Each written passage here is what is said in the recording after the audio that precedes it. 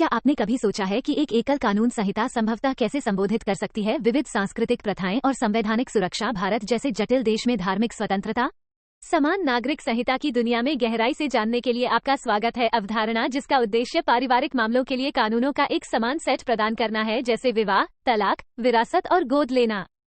इस अवधारणा की जड़ें हिंदू प्रयास के दिनों से जुड़ी हैं। सामुदायिक सुधार और पारिवारिक कानूनों का आधुनिकीकरण, विशेषकर के माध्यम से हिंदू कोड बिल। इन विधेयकों ने समान नागरिक व्यवस्था पर चर्चा की नींव रखी। कोड हालांकि सभी जगह पर्सनल लॉ के आधुनिकीकरण में प्रगति की कमी है। समुदायों ने इस मुद्दे को राजनीतिक रूप से आरोपित बना दिया है। वर्तमान समय में तेजी से आगे बढ़ते हुए हम खुद को इसकी जांच करते हुए पाते हैं। उत्तराखंड में समान नागरिक संहिता बिल, हालांकि यह एक समान होने का दावा करता है, लेकिन इसमें आदिवासियों के लिए छूट है। समुदाय कुछ रीति रिवाजों को जारी रखने की अनुमति देता है और है लिव इन रिलेशनशिप के संबंध में प्रतिगामी प्रावधान।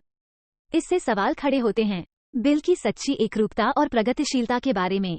समान नागरिक संहिता लागू करने को लेकर बहस जारी है। भारत बहुआयामी है। इसमें लैंगिक समानता और बहुमत थोपने के खिलाफ तर्क शामिल हैं। विविध संस्कृतियों और धर्मों पर सामुदायिक कानून, सर्वसम्मति निर्माण की आवश्यकता पर विचार करना महत्वपूर्ण हो जाता है। भेदभावपूर्ण प्रथाओं को संबोधित करना और स्वैच्छिकता को बढ़ावा देना लागू करने का प्रयास करने से पहले समुदायों के भीतर आधुनिकीकरण, समान कोड।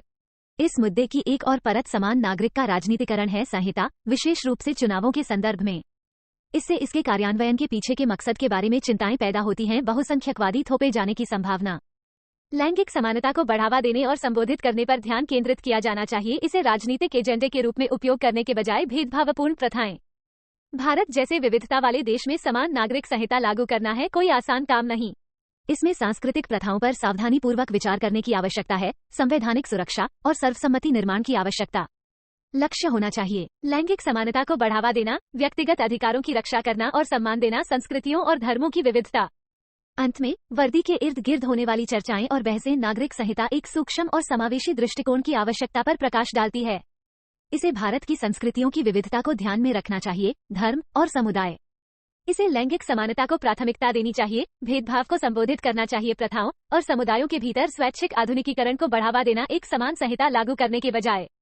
तो अगली बार जब आप खुद को इसकी जटिलताओं पर विचार करते हुए पाएंगे, कानून और संस्कृति, समान नागरिक संहिता और पेचीदगी को याद रखें, विविधता के साथ एकरूपता को संतुलित करने का नृत्य।